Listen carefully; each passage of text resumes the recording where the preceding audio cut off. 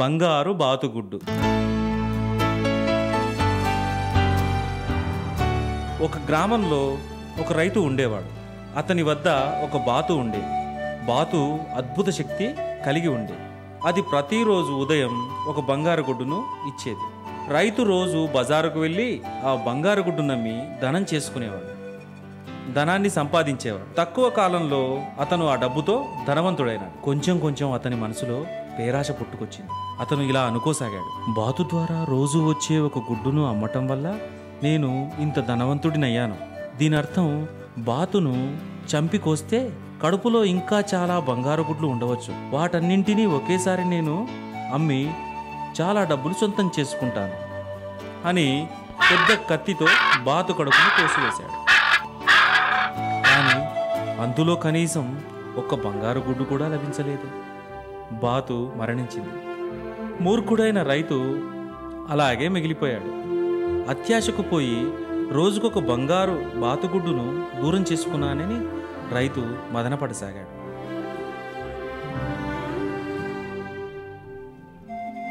దీని నీతి ఏమిటంటే, దురాశ దుఃఖానికి చేటు. పావురం సహాయం.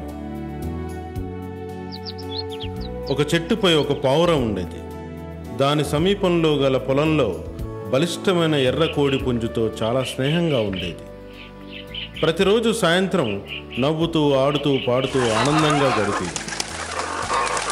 ఒకరోజు ఆకలితో ఉన్న తోడేలు పొలంలోకి వచ్చి బలిష్టమైన ఎర్ర కోడి పుంజును చటుకున సంచిలో వేసుకుని బయలుదేరింది. కోడిపుంజు తనను ఎవరైనా కాపాడుతారని గట్టిగా అరుస్తూ ఉంది. చెట్టుపై కూర్చున్న పావురము ఇదంతా గమనిస్తూ ఉంది. ఎలాగైనా తన మిత్రుణ్ణి కాపాడాలని ఒక ఉపాయాన్ని ఆలోచించింది. అది తోడేలును అనుసరిస్తూ వెళ్ళసాగింది. అలా వెళ్తూ వెళ్తూ వెళ్తూ వెళ్తూ కొంత దూరం వెళ్ళాక తోడేలు ముందే తనకేదో దెబ్బ తగిలినట్టుగా సడన్గా కుప్పకూలిపోయి చనిపోయినట్టుగా పడిపోయింది. అది చూసిన తోడేలు ఆశ్చర్యంగా అడుగులో అడుగు వేసుకుంటూ దాని దగ్గరగా వచ్చి అది చనిపోయిందని నిర్ధారించుకొని సంతోషంగా మనసులో ఇలా అనుకుంది, ఈరోజు ఎంత శుభదినం!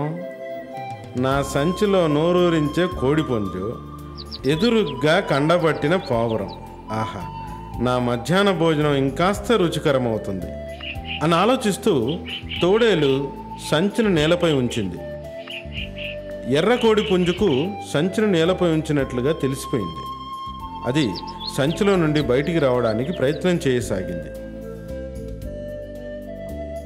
ఈలోగా తోడేలు మెల్లగా చచ్చిన పావురం దగ్గరకు వెళ్ళి దాన్ని తీసుకోవడానికి వంగింది.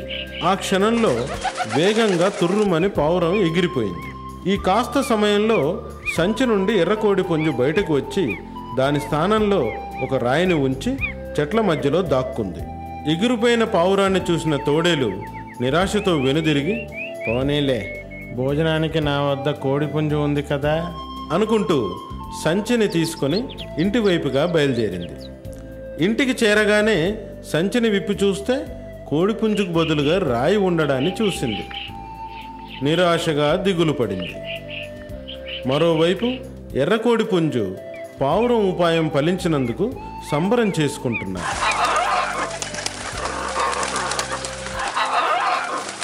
ఇందులో నీతి, భుజబలంతో గెలవలేని దాన్ని బుద్ధిబలంతో గెలవగలం.